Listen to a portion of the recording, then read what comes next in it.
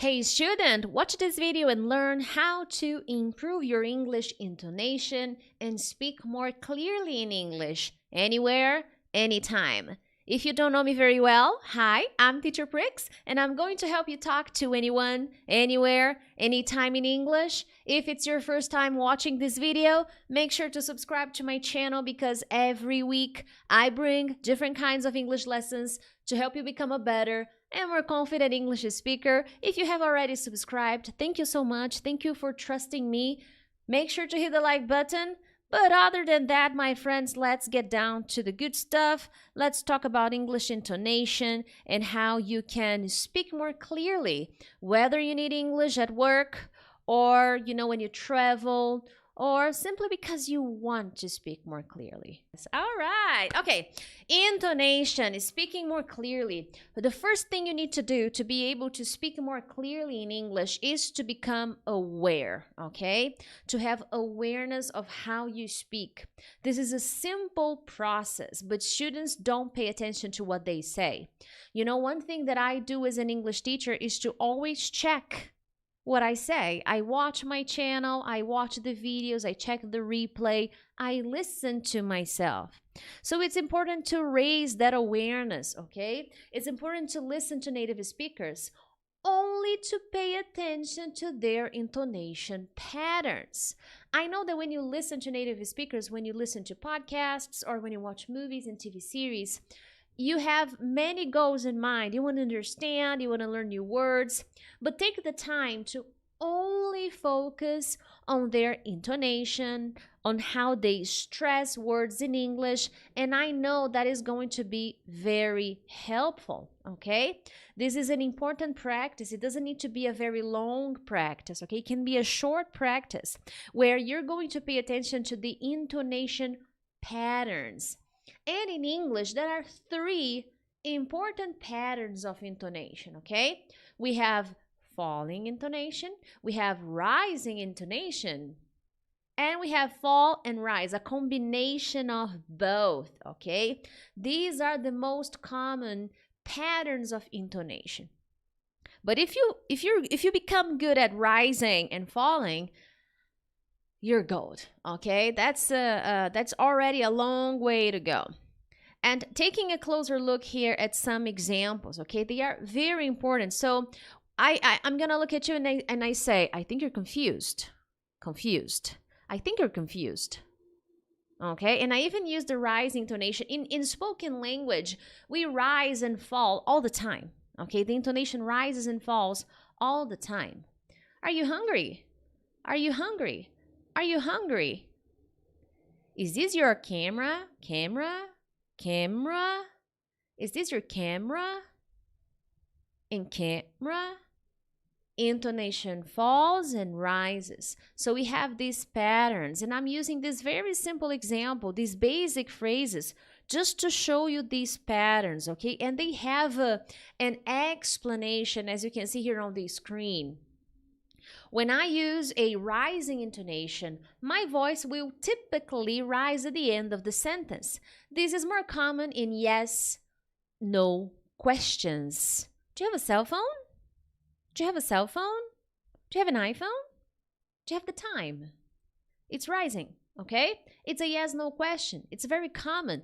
So pay attention in movies and podcasts when native speakers are asking yes or no questions. Do, did, will, verb to be. Okay, are you hungry? That's a yes, no question, okay?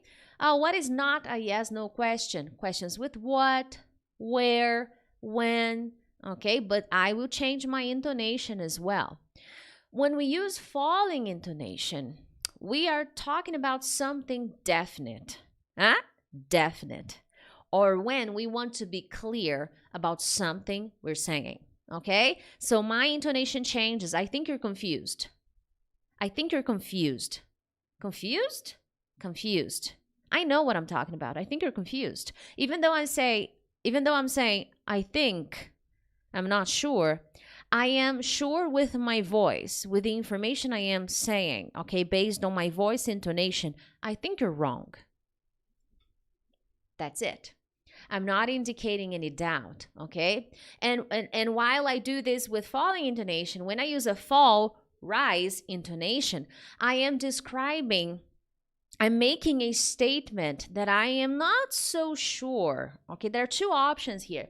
I may not be so sure, or there will be more information for me to add. Okay, so when I use a fall, rise intonation, it's either because I'm not sure or because I'm not done yet.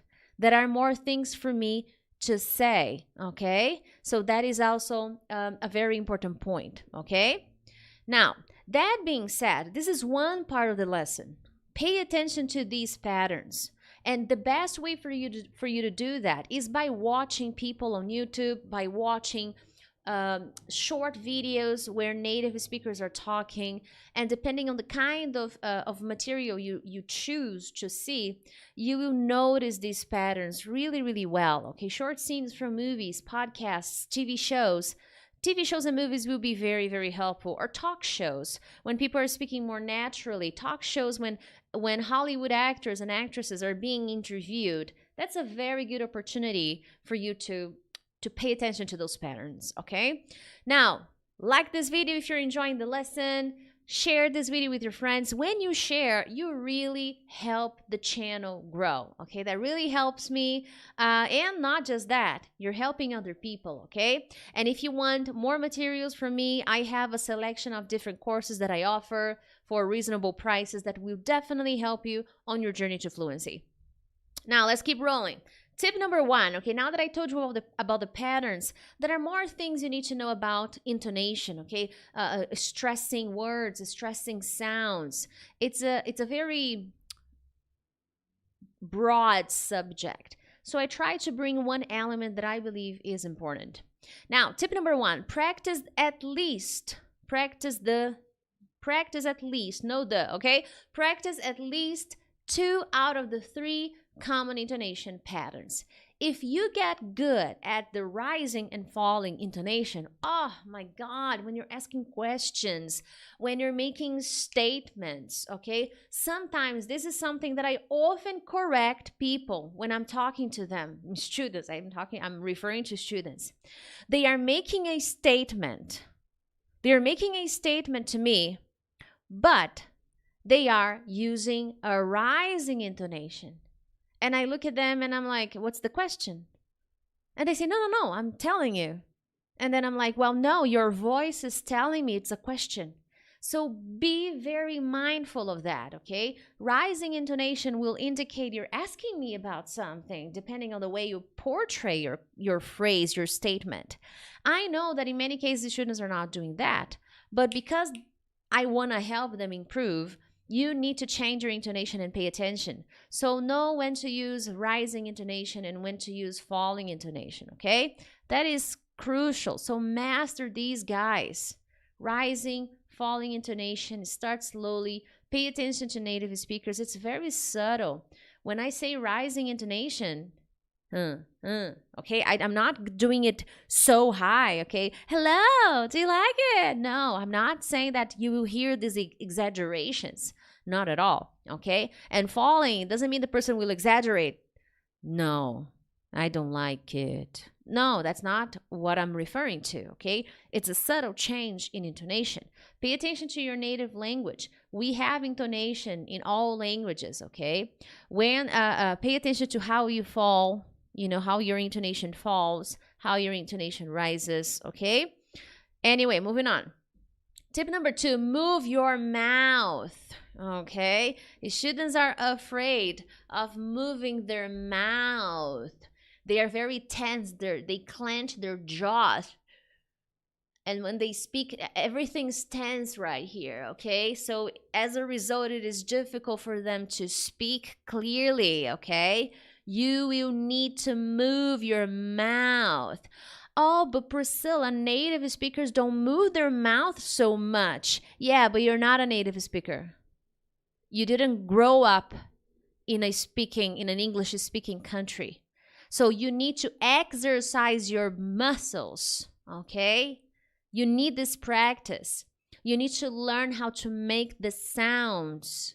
exaggerate the sounds a little, if you get too tense, how do you expect to speak clearly? Okay, so when you're, of course that I'm not going to look at a native speaker and say, hi, how are you okay, can you help me? No, but when I am practicing so that I can become more comfortable and adapt, because the way I speak Portuguese is different from the way I speak English. There are different movements in English. There are different movements when I'm speaking Portuguese. So I need to memorize, my body needs to memorize the movements and become comfortable with the changes that I make, the position of the tongue. But if you're too tense, how do you expect to speak clearly? Okay? So every time you're in a conversation, you start being aware. That's what I said at the beginning of the video. Become aware. Start paying attention. Okay, am I too tense around here? Because if you start to feel that you're too tense, you will not be able to speak, okay? Relax the muscle. So this is awareness. Sometimes, I learned this when I was studying NLP. Sometimes we have these automatic body movements, and at the end of the day, we're exhausted, and we don't know why. Oh, I'm so tired, but I did nothing. Yeah, but if you become aware and you pay attention to your body movement all day long you were moving, you were fidgeting. That's why you're tired. You know, you don't stop moving. So maybe you're getting too tense. And when it's time to speak, you feel like the words don't come out the way you want them to. Well, pay attention to your body. Become aware of your body. And if it's too tense, relax it a little, okay? It'll help. I promise you. And tip number 3, record your practice. You know, I was watching a specialist in presentations, in lecture, okay? He teaches people how to make better presentations, to give better lectures. And he was giving the same advice that I give my students in English. And I was like, oh, hello. I know. And people pay a lot of money for this guy, you know, but hey, you do what you do, right? Now, every time I give this recommendation a lot here on my channel, which is to practice shadowing. And shadowing will involve a more intuitive way to practice pronunciation and intonation. Because why do I say intuitive? There are rules to follow, okay? There are explanations, technical explanations to explain pronunciation, intonation, stressing. There are all the technicality can be found in books, okay? But when you watch a movie, when you watch an interview, a conversation, and you practice shadowing, when you repeat after the speaker, this is more intuitive. Monkey see, monkey do, okay? Monkey hear, monkey say. That's what I'm trying to say. It's more intuitive. And this is a very good practice, okay? And at this moment, focus on improving pronunciation while you're doing the shadowing, okay? The rhythm of the conversation, of the sentences. And as you do that, you will need to record yourself while you do it. And then listen to yourself speaking. Listen to yourself speaking what you recorded, okay? Was it clear? Did I understand? When I'm practicing, I record myself. When I am studying, I record myself. As a professional, I rewatch my videos. Was I clear? Did I speak correctly? Did I help students understand me as much as possible? This is constant feedback. And if you don't get to hear yourself, how do you expect to improve? So this is an important tip, whether it is to improve your English speaking, improve your pronunciation, use vocabulary, improve your grammar.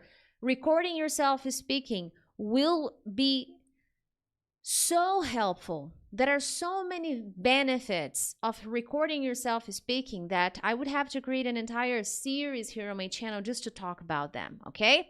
Now, guys, if you enjoyed this video, as I said, subscribe to my channel, support the channel by sharing this video with your friends, hitting the like button. But other than that, check the descriptions, the links in the descriptions, get to know more about my materials and lessons. And other than that, I'll see you next time. Bye-bye.